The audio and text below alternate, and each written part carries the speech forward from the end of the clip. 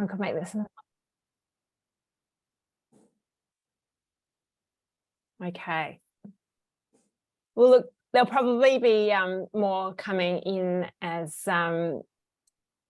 we start, but we'll get started. Welcome to everybody who's here. Thank you for joining me today. It's wonderful to see you here, and yeah, I'm here to help mums. So hopefully this is a wonderful hour of power for you. So we'll dive straight into it. But yeah, over the next 45 to 60 minutes, I'll make sure I've wrapped up by that time. I'll be chatting about managing fussy eaters and how we can, as busy mums, improve children's eating habits. So thank you to everybody who's said hi, and yeah, I look forward to sharing the next hour with you. So we'll dive straight into it. So if you're a busy mum and you've been trying to get your children to, or your child to, try new foods for at least the past few months, then you may be, well, with no success, you may be in what I call feeding overwhelm. And look, this is a place that I feel like I spent years. So if you're feeling stuck in this place, then you're not alone, and you are like thousands and millions of mums out there. But yeah, I'm here to try to lessen the burden for you and shorten the time frame that you're in feeding overwhelm to, compared to how long I felt that I was in feeding overwhelm. And as a pediatric dietitian, you know, people probably look at me and think, oh, you know, your kids probably eat super well, but it's not always the case. And, you know, I think it's a situation that escapes no one, depending on, I guess, the family environment and, you know, multiple factors, which we'll talk about today. But yeah, I wanted to share that, yeah, it's a big common problem that we as mums share, but it doesn't mean that we can't do anything about it. And that's what I'm here to help you with. So if you're feeling overwhelmed, you are likely experiencing at least one of the following. And this, again, very common symptoms.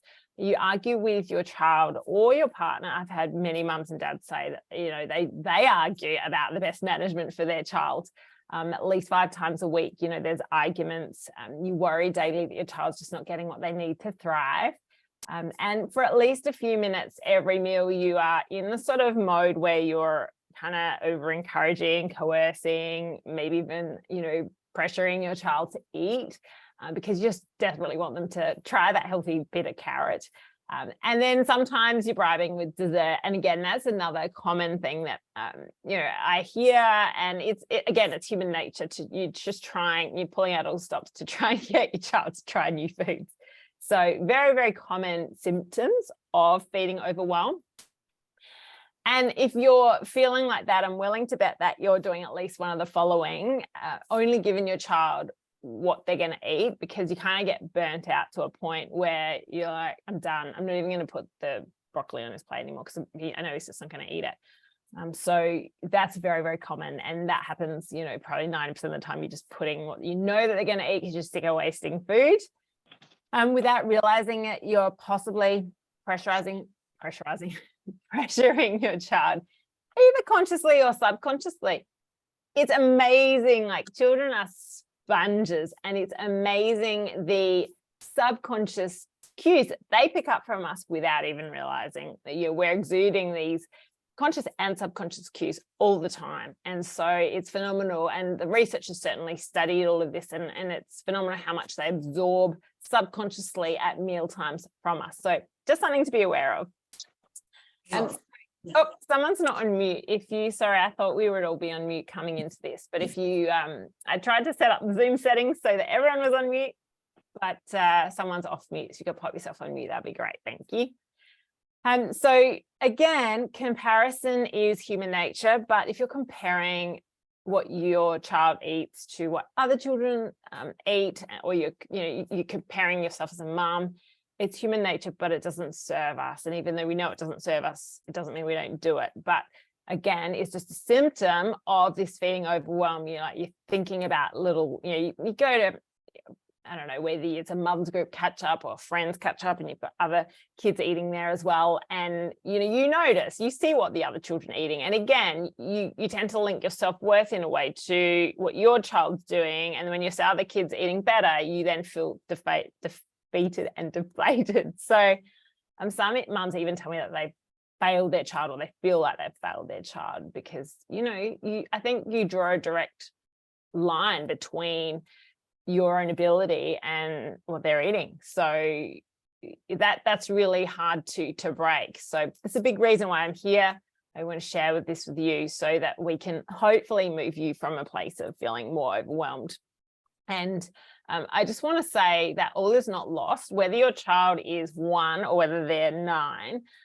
All is not lost. Like, we can make up for past feeding mishaps or slip ups or, mistakes. And people say to me, we missed this window of opportunity here, or we've stuffed them up because we didn't let them get messy enough. But you can make up for lost time. You just have to know how to make up for lost time. And that's really, I guess, why we're here, and also to try to reduce your burden and worry and mum guilt, because it's real, right? So today you'll learn how to start regaining confidence in feeding your fussy eater, the untold bigger picture. So I've spent a lot of time and personal experience, but a lot of time, I've been working for 21 years now, creating what is my own framework, which I feel is the bigger picture when it comes to feeding kids and is crucial. So we're going to go into that in a whole lot more detail. That's why we're here, but we're going to talk about that today. And then the steps needed to start making progress in your home with your fussy eater so that you too can start to feel a little less overwhelmed by this, if you are. So your gift for staying with me until the end, so I can see, we've got a good number on now, and yes, I will be sending all of these to you. These to all of you today. So it's my 60 healthy kids snack ideas, and something that I really love to talk to parents about is kind of doing afternoon tea platters and things like that. And that's a really good resource there. For any snack of the day, but especially afternoon tea. And then a great guide that you can just print off and just have there just for inspiration for breakfast or morning tea or lunch or dinner ideas. And then I've got also some recipes as well that are on my website. I've got a separate recipe book, but I can let you know about that at another time. But these 2 resources I will be emailing through to you today to say thanks. This is my beautiful family and my children and my hubby, who is, my number 1 supporter. And we're all busy, and, we often are all going in different directions. Well, divide and conquer as you sort of do. But look, it's been a work in progress for my kids. They've certainly put me to the test, and especially my firstborn, my daughter, who really, I think, stressed me out a lot in the early years, just because she was skinny, she was fussy, she ended up in hospital. So this one, my daughter Sophie, really has put me to the test, and I have to be quiet because she's actually homesick today. So I need to be mindful of not oversharing when in her earshot, but hopefully she's watching something for this webinar so she can't hear me. But basically, she really has put me to the test, and has made me question my whole ability as a mum, because she was super fussy. And I had in-laws and people saying to me, oh, she's so skinny, and they'd come over for dinner and all she would want was pasta or cheese. And especially as a pediatric dietitian and as a healthcare professional, you just feel like you should know it, but there's no rule book in raising kids. And I knew what I used to say to parents before I had kids, but now having kids and lived and breathed this dream, no, it is a dream, it's wonderful, but it's certainly super challenging. So with her, when she's solid's fine, and I think she just started to get really fussy in that toddler age group. And it was one particular low point for me when we ended up in hospital, and she had low iron, she was hypoglycemic, so she just was she'd been a bit sick, and she was already fussy and didn't like much food, and so basically we got to the point where we were hypoglycemic in the hospital, low iron, and I'm like, oh my god, I'm failing this child.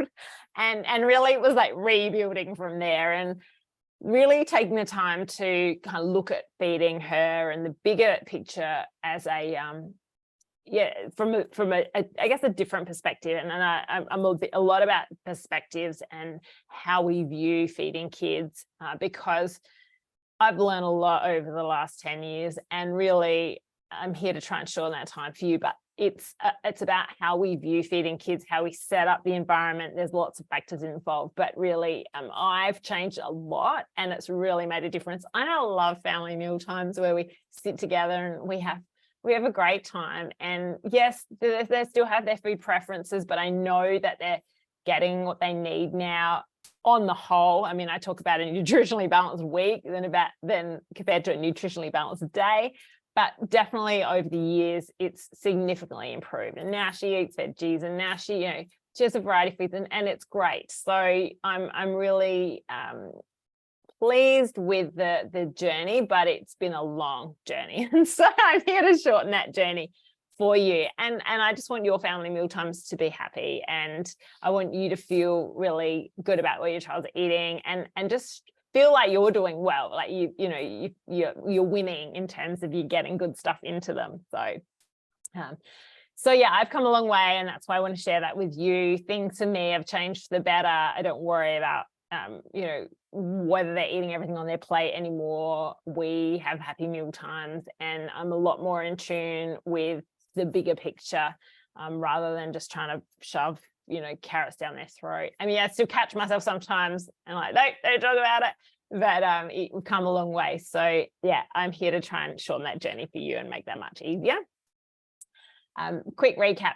This is who I am. I worked for 10 years in a children's hospital as a clinical pediatric dietitian, specializing in gut health. And I was like the gastro dietitian. So I would see all the kids with all the tricky gut issues. And I still love working with kids with allergies and intolerances and things like that. But my big focus moving forwards is sort of getting out to the masses of mums to try and improve their lives and their kids and their families' lives, so that we've got happier, healthier families and future generations, so that mums are feeling supported. And like I do some stuff on Sunrise and the news and things like that. It's fun, but I really love working with mums, so that's why we're here. And I'll stop talking about myself.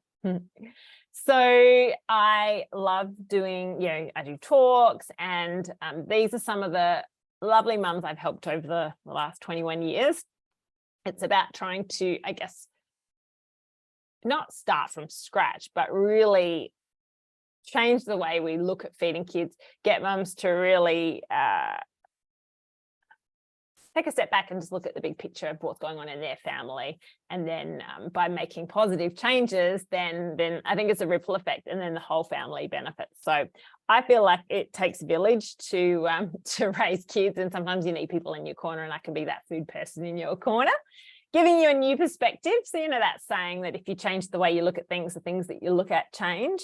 And I think that's so true. I think we can get so bogged down in the day-to-day busyness of work and kids, and you just kind of do what you do at dinner time, but you don't necessarily change things, and you kind of just get used to viewing things the same way as well. You think about the same stories. You talk about, sometimes you talk about your child being fussy to a friend or a mother-in-law or to whoever.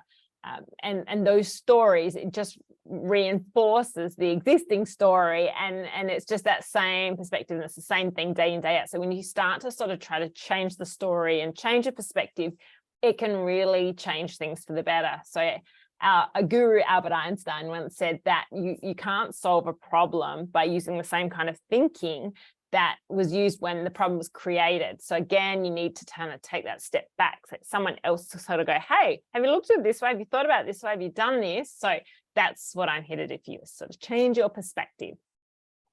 So we start small. I always say to mums, and this is applicable to anything, right? Whether you want to start getting fit, or whether you want to, do any goal that you have, you want to start small and build momentum. And that's, I guess, applicable to weight loss too. If someone wants to lose weight, we'd always say, you start small, you build momentum. That's why programs like The Biggest Loser and that don't work, because, if you try and change everything at once, it's not sustainable. So with feeding kids, again, it's about kind of looking at the bigger picture, creating your plan, and then like chipping away. And because we are so busy, if you can start with one thing and then get that, build momentum, achieve that, build momentum, and then you'll feel better, and then you'll start to see things happening. So perfection is our enemy. Don't expect it to be perfect. We don't need Instagrammable lunch boxes or Instagrammable dinners. Literally, it can be very basic food. It could be baked beans on toast. It could be, pasta, an egg, and a bit of tin peas. It doesn't have to be perfect dinners. So we just need to try and just get our kids eating food. And it's really that approach that is so important, because it's all in the delivery and the communication and the messaging. Kids weren't born fussy eaters. They sort of developed those habits as a symptom of their environment. And that's not saying that you've done the wrong thing. I mean, it's very normal for them to be fussy, but it's like, well, how do we improve that environment? So yes, action creates clarity. So you start somewhere and then build momentum, and then we'll see progress. So you've carved out this time for your own sanity. And so if you can keep the screens, the mobile off, put on do not disturb. If you're trying to do the washing at the same time, perhaps try to just leave the washing where it is and just sit and focus on this for the next 30 to 40 minutes, because we really, I just really want you to get something out of it and get the most out of it. You just need to be listening. So, and stay to the end for your free bonuses. So let's dive into my feeding ecosystem, which is something that for me, I'm really proud of, because it's really a combination of my own personal experience with my own kids, and also what I know as a pediatric dietitian. And then, I was at uni 21 years ago. So, I've learned a lot along the way. It's not what I learned back then. It's what I've learned over the last 21 years, personally and clinically. So I've created my own concept called the feeding ecosystem. And the reason I've done that is because I feel that it's not just the feeding environment. It's not just looking at the child. It's not just looking at the parent. And I don't think even parents probably necessarily look at themselves, but I think we need to.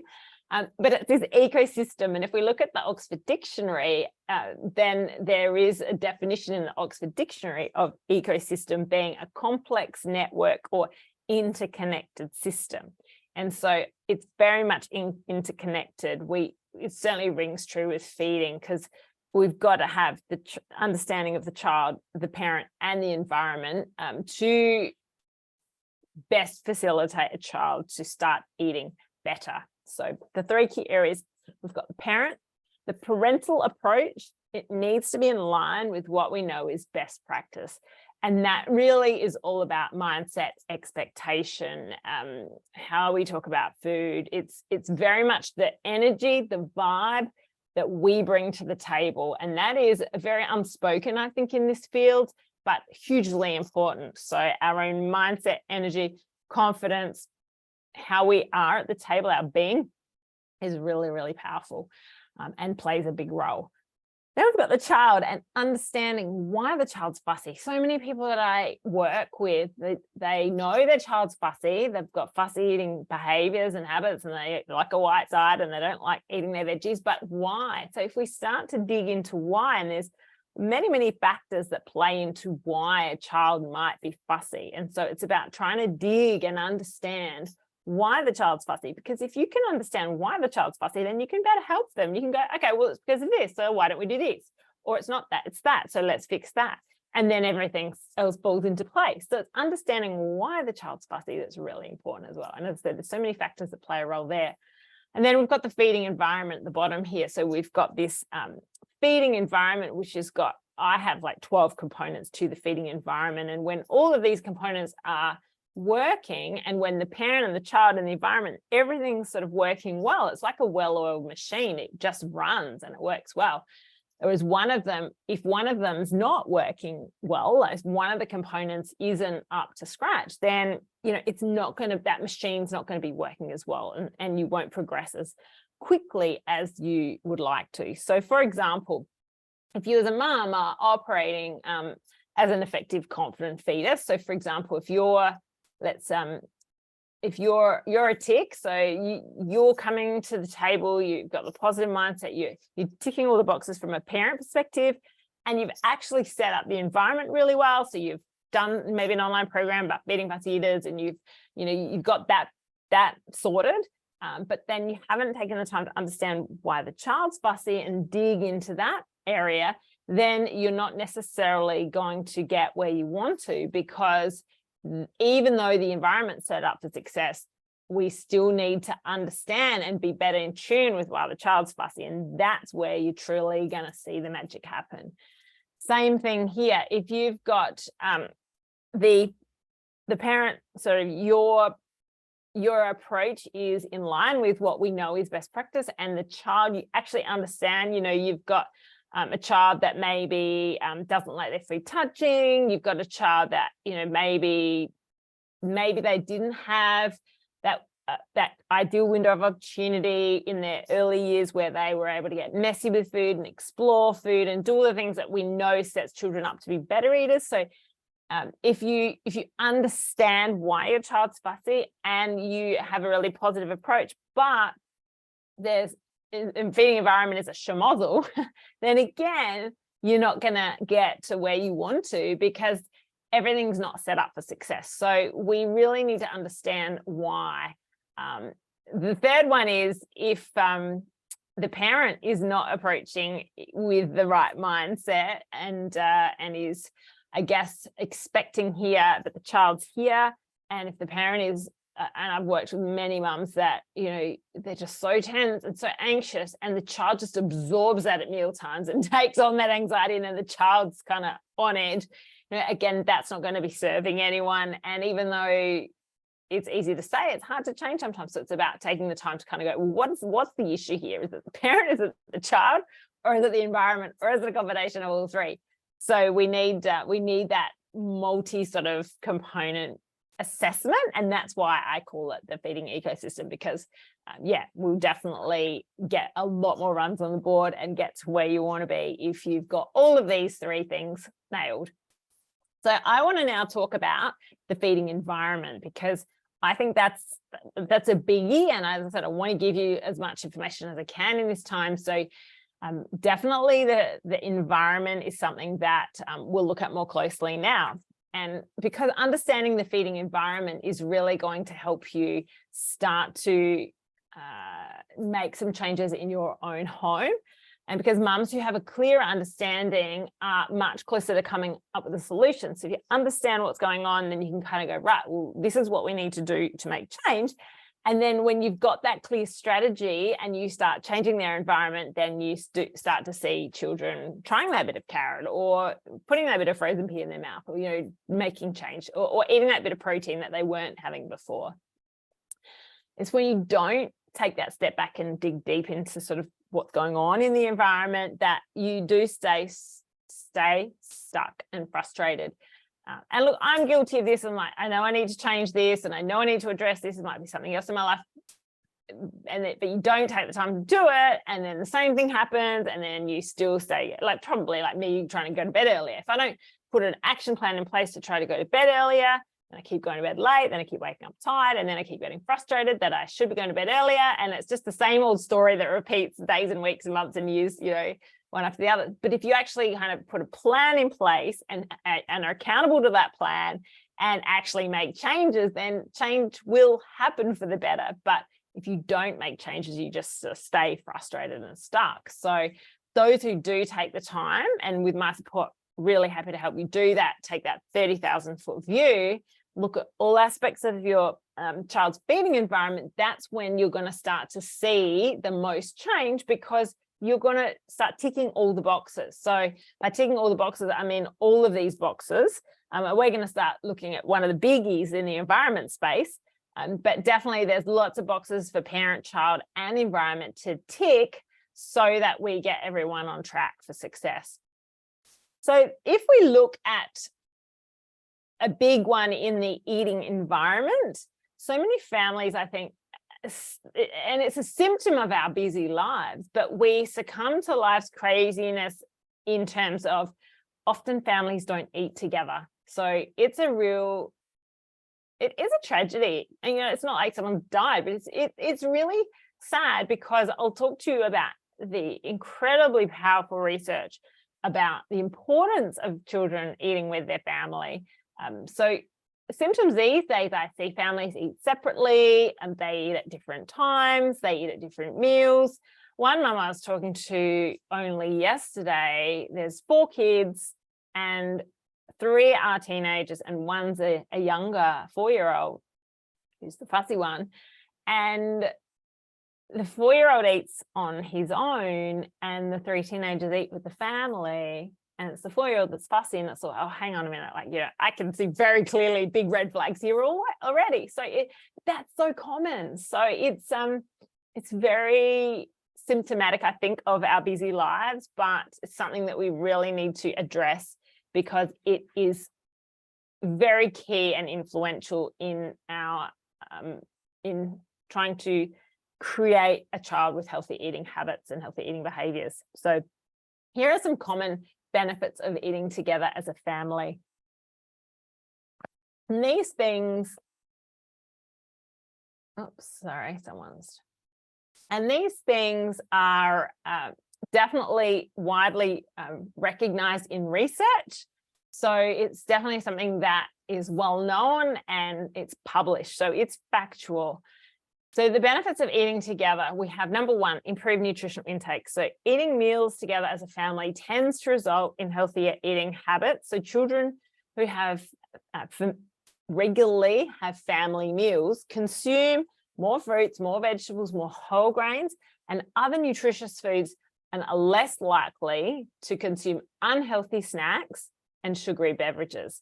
So this is something that they have actually shown in the research.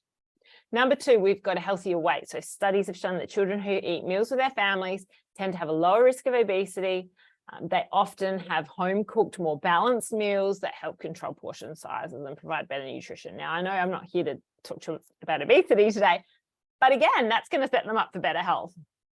Number 3, we have enhanced communication and bonding, family bonding. So family meals provide an opportunity for meaningful conversations, sharing stories, connecting, and just doing life together, checking in on life together. So regularly sitting down together promotes better communication skills and strengthens family bonds.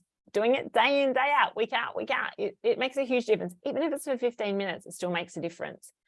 And then another one is improved academic performance, which I was a bit blown away by, but I guess when you look at the logic, it makes sense. So research suggests that children who have frequent family meals together have better academic performance. Engaging in conversations during meals can enhance vocabulary, language development, and also cognitive skills. So again, powerful evidence there. The next one is a lower risk of substance abuse and eating disorders. So, and I've read this research where they've had less teen drug abuse, less teen pregnancy, all because families are connecting. And I guess it's a time when you check in on each other and how's your day, and you can talk about issues and feel connected. And it's a supportive environment, family meal times, the open lines of communication. And, that's where things might come up. So definitely plays a really positive role there. Mental health, eating meals together can have a positive impact on a children's mental health and well-being, and it provides a sense of security, belonging, emotional support, reducing the risk of depression, anxiety, and behavioral problems. And again, this is all in the research. And then the final one, which is probably music to your ears, is the development of healthy eating habits. So family meals offer the opportunity for parents to role model healthy eating behaviors. And this is something that I go on about all the time. If they are consciously and subconsciously seeing you and observing you eat good, healthy, wholesome food, that is going to plant seeds which will grow. They might grow this week, they might grow this month, they might grow this year, they might not grow till next year, but they will grow. You got to plant the seeds. You have to be eating healthy, good foods, or the foods you want them to eat, in front of them if you want them to eat. I've had one mum say to me, little Johnny, so fussy, after school, all he wants to eat is chips and Coke. And then, later on in the consultation, I found out that dad does that. And I'm like, well, of course, monkey see, monkey do. So it's really, really crucial that we are setting our kids up for success and role modeling it. We are their role models for everything in life, right? And good or bad.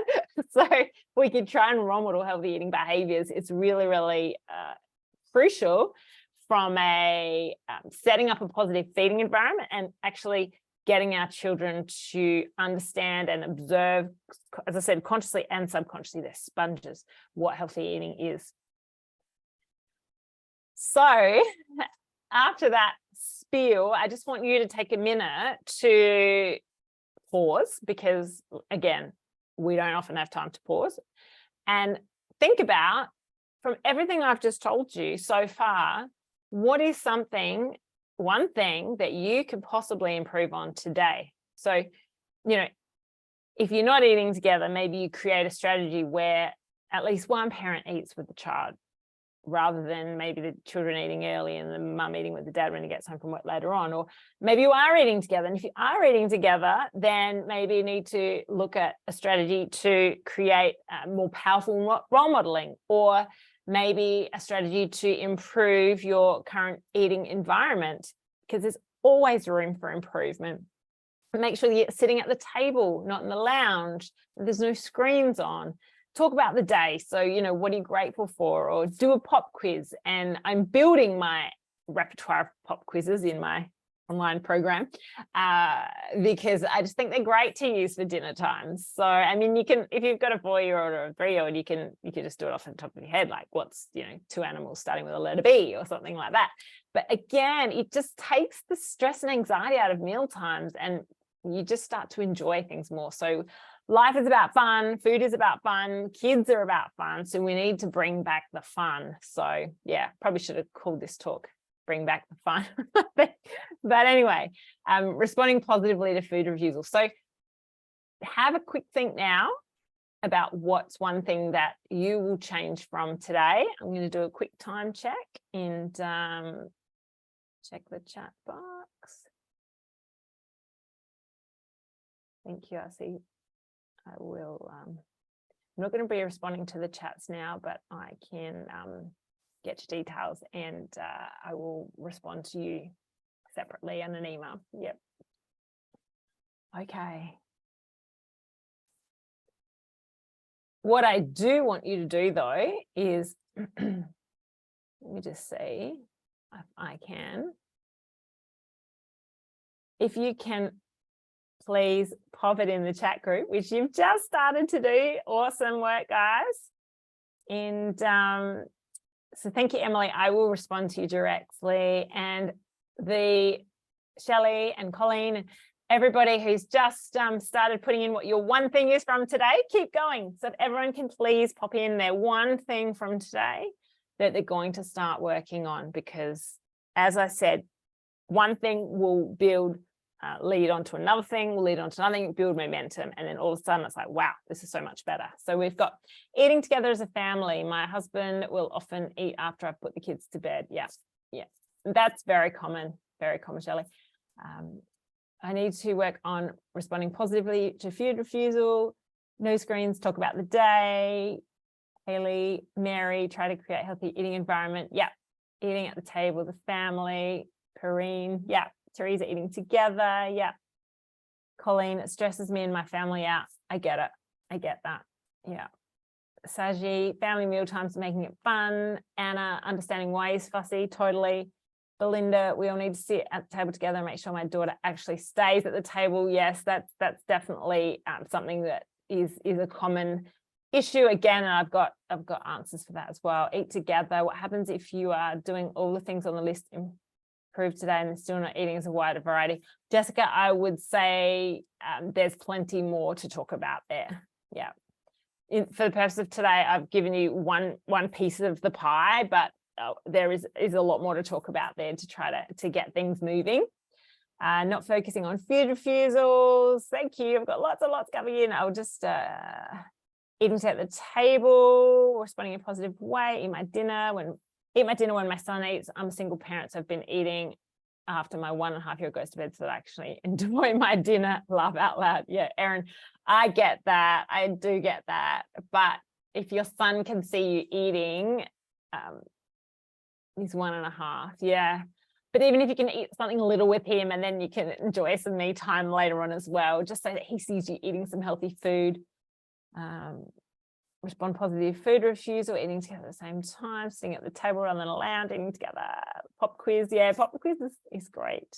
In front of the table, child eats at 5, parents eat at 6, so try changing dinner to 5:30. Understanding why he's fussy, find a way to head together. Wonderful, guys. Thank you for the chat. That's brilliant. It's great. So good, so positive. So already so many things we can do to start making positive change. So make one change and then build it from there. So yeah, really awesome to hear. Awesome to hear. So as I said, my biggie is today, eating together in a calm, positive environment is one of the most powerful things that you can do to transform your child's eating habits. So yeah, a lot of those in the chat group relate to this, which is wonderful because it will make a big difference over time. You might not see it change straight away, but it will over time, I promise. So how do you keep mealtimes fun? Have you tried a pop quiz? Have you tried other engaging discussion, or have you tried to turn veggies into fun? And again, I don't have time to, I'm running out of probably time already, but I've got a whole PDF on this as well. And I'm going to grow this whole area as well, because I think it's so important to make veggies tasty and fun. And I'm not saying, you know, have all the spiral things and spend hours on this, because that's ridiculous, but simple hacks to make veggies fun and also tasty. So opportunities are endless. And yeah, talk to me if you want to know more about all of that, but I'll tell you a bit more in a minute too, which is, I guess, the next step if you want more help.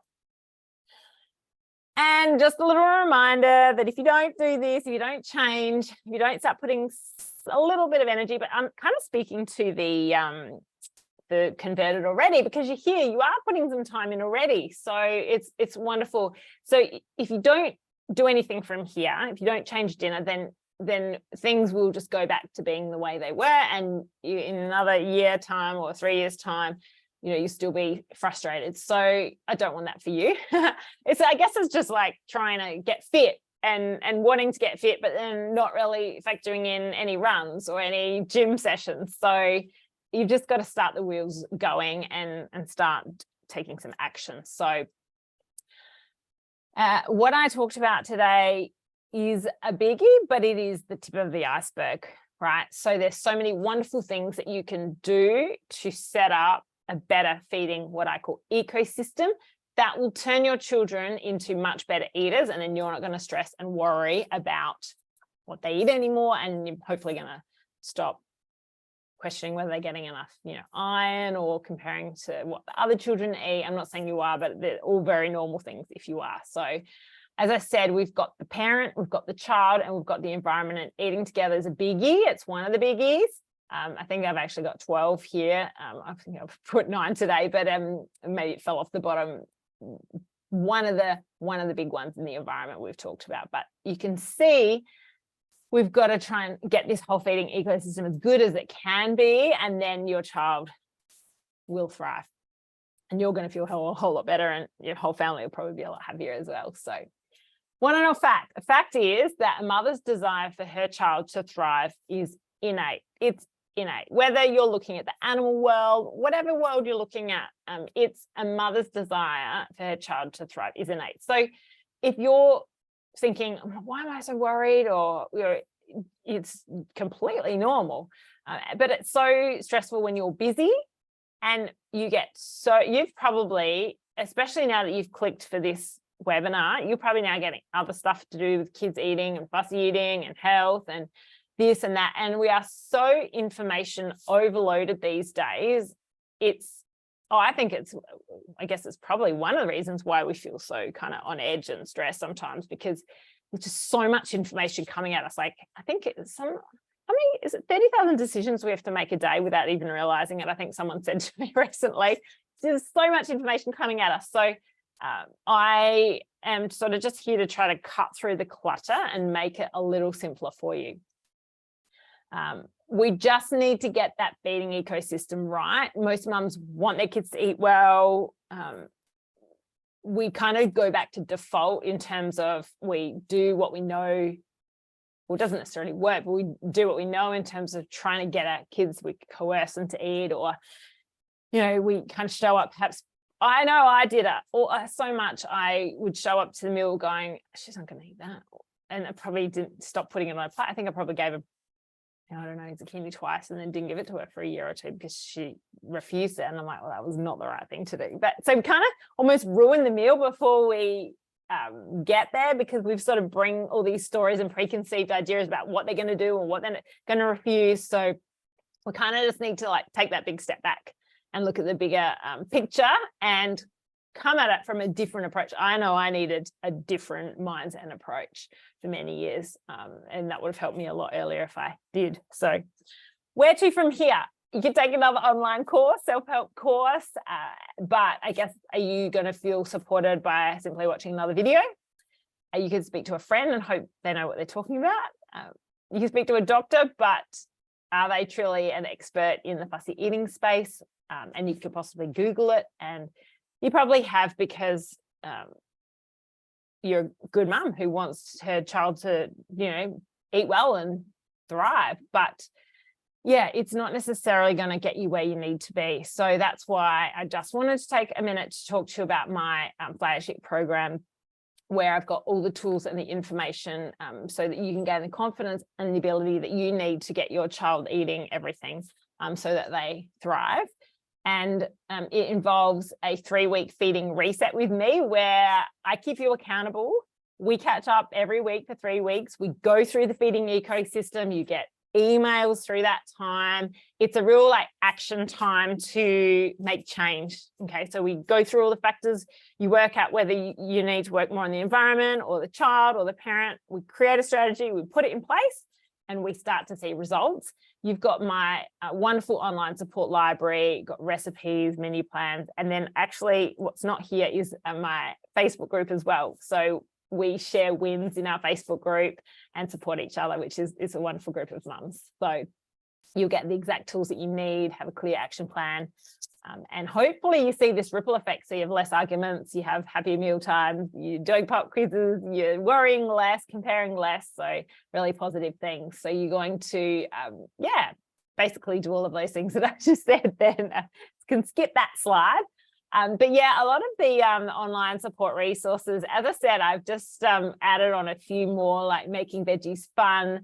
I'm going to do one called Well-Dressed Veggies, which is all about making veggies taste great. I was speaking to you could call her a chef the other day. She was amazing. And I'm like, right, I've got all these tips. And then I thought, all the tips that I already use for my kids, I just need to put this all into a resource. And I've got, all resources coming on all the time. And I'm going to be putting new recipes in there as well. But there's plenty of things. I've got a Fussy Eater mini video series already up there, and bonus videos on label reading and gut health. So you kind of get all that with me as well. These are just some lovely mums who I have worked with over the years, who really have changed their mindset, their energy levels, their approach to feeding, and it's really changed how they feed their kids, and therefore their kids eat better. So Tegan was a lovely mum who really just needed to change her approach to feeding. And when she did that, I think a lot of other things fell into place, and it just really reduced her stress levels. Emma was amazing. She did so much groundwork with her, I think it was her it was her eldest. She would start, the eldest would start the battles around dinner at 4 p.m. every day. Mum, what are we having for dinner? I'm not going to eat that. There was all this back and forth from 4 p.m. And then finally, then the dinner would happen, and that was a big drama. And then it was a nightmare. She dreaded meal times, and she was so stressed and worried about her daughter's intake, and then worried that it would have a knock-on effect to the younger kids as well. So she kind of lost all control, and she was said to me, what did she actually, I actually wrote these words down because these words came out of her mouth. She said, I beat myself up about meal times. I don't want to scar her. I want to make sure she's getting enough nutrition.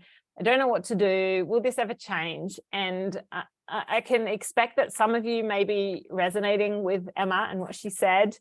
We worked together, we got things sorted, we looked at the bigger picture, we made lots of changes, and she really worked hard to put these strategies in place.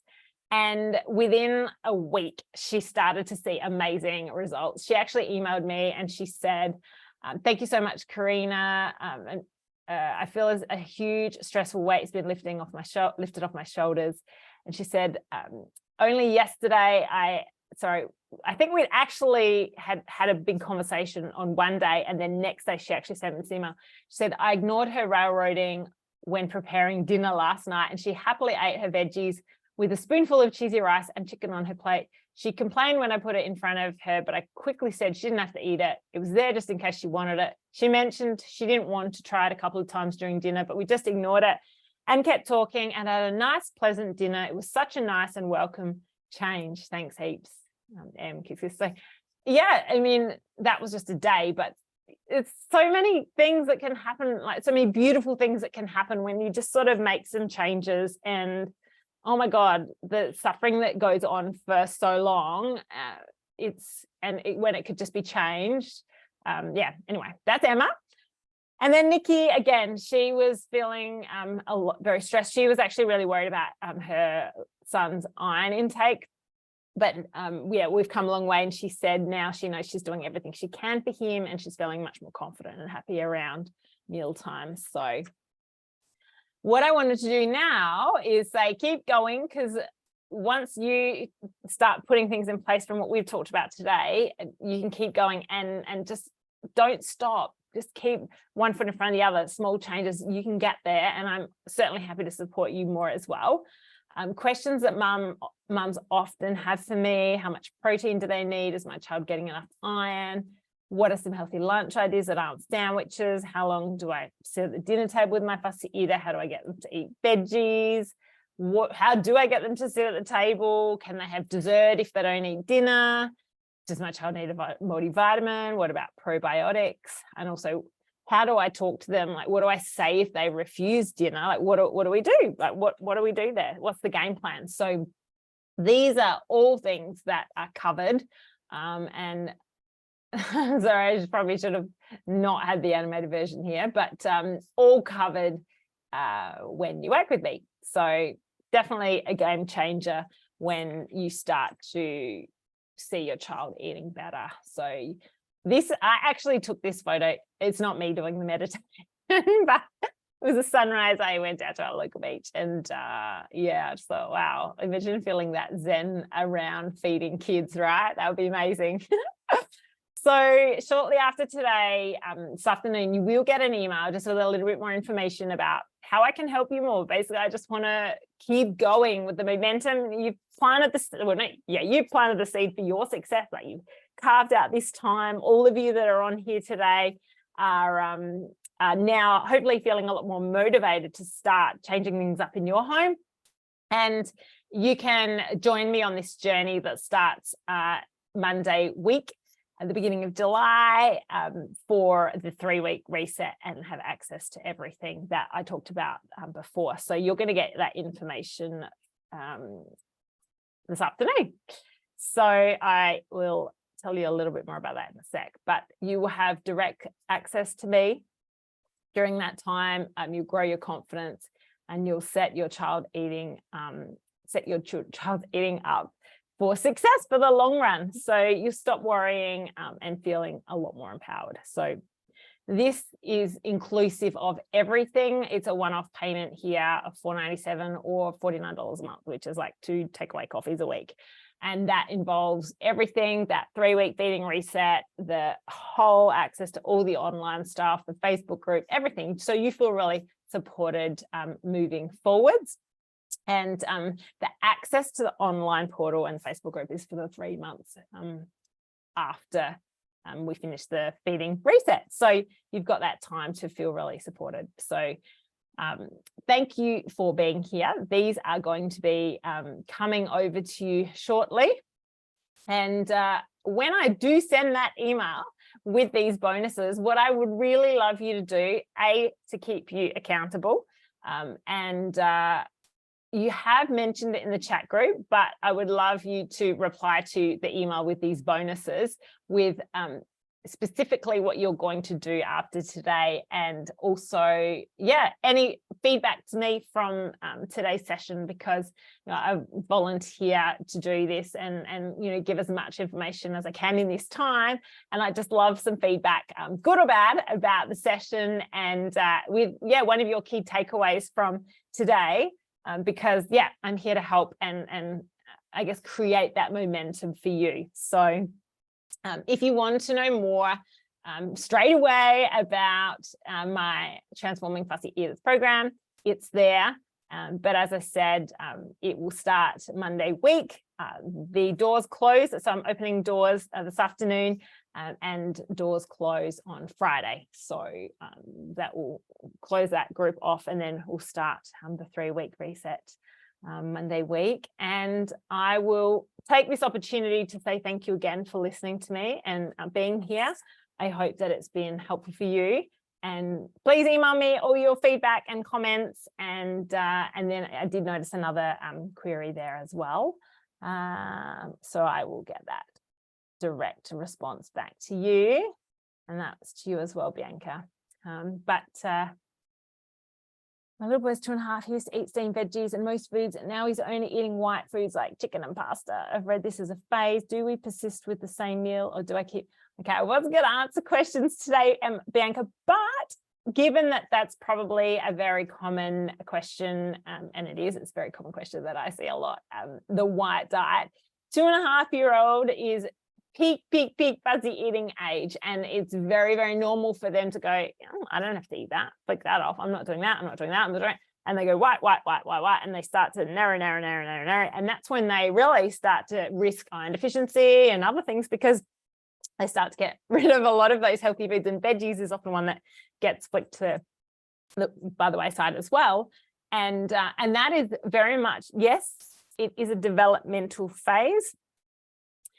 But even though it's a developmental phase and it's normal, how do you manage that? And that's where we have to look at that bigger feeding ecosystem. So it just because he's doing that doesn't mean that you just keep offering it the same way all the time, because that won't necessarily, he may or may not get over it. It could be months and years. I think it sounds like if that's been happening for 3 months and you've been offering him steamed veggies and the foods that he used to eat, and now he's not eating them anymore, now it's time to sort of look at a bigger change, because he may stay like this for years to come.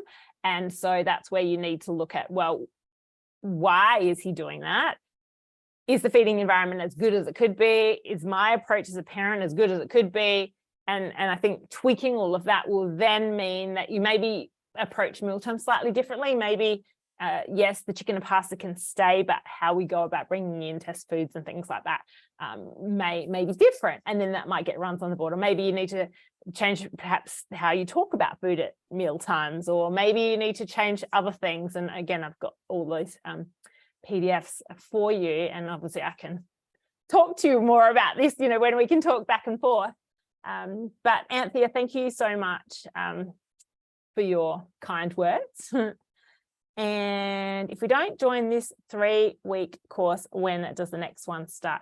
Mary, that's a really great question. I've got some really exciting things in the wings. So this, to be completely honest with you, this program and this offer is going to be amazing value for money in terms of the contact you get with me, because I'm also looking at perhaps even pulling out the 3-week reset and offering it as a separate offer without my direct input. So there's lots of things that are coming in the wings. So, but this offer may not look the same again, to be completely honest and transparent, because I'm currently working on a slightly different format. So yes, I can't say if it will be offered again. I'm pretty sure it won't be offered again in this exact format, unless I haven't got my act together and I do it one more time before I completely change things in the future. But it's offer. It is as it is now for the next week until it closes on Friday, and we'll run it from the 1st of July with the 3-week reset, and you also get everything else included for that price. And then we'll just have to watch this space with how things pan out for the next one. And that is my pleasure. Thank you, Fiona, and everybody else that has said thank you. It's been my pleasure to chat to you today.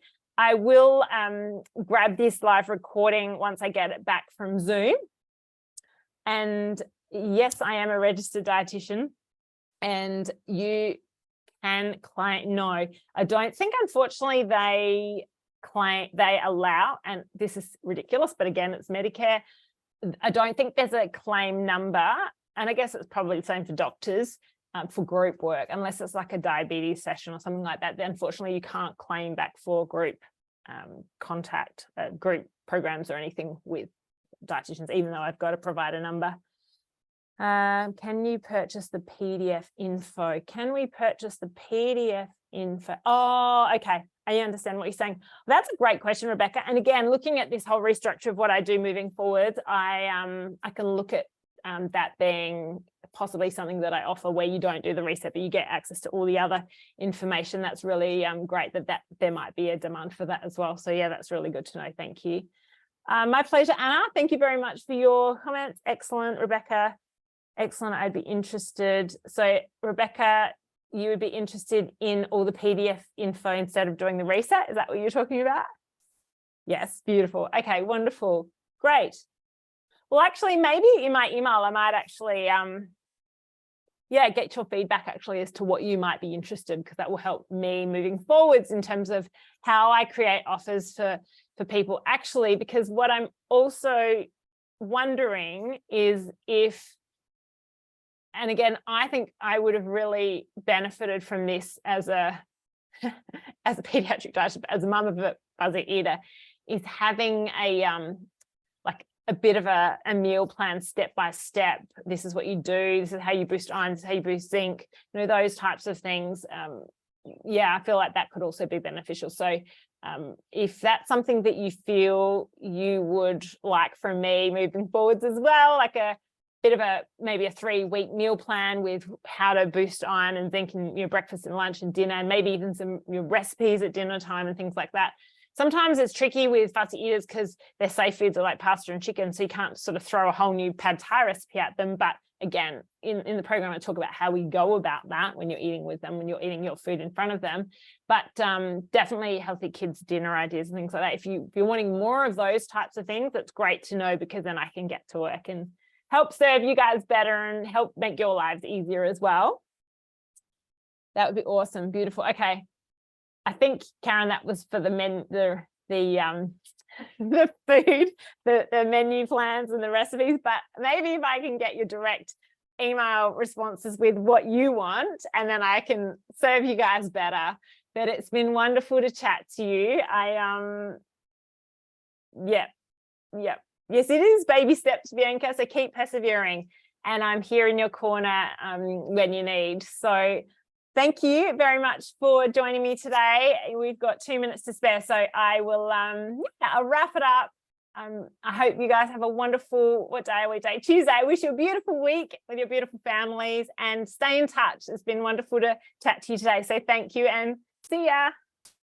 Thanks. Bye. Pleasure. Bye.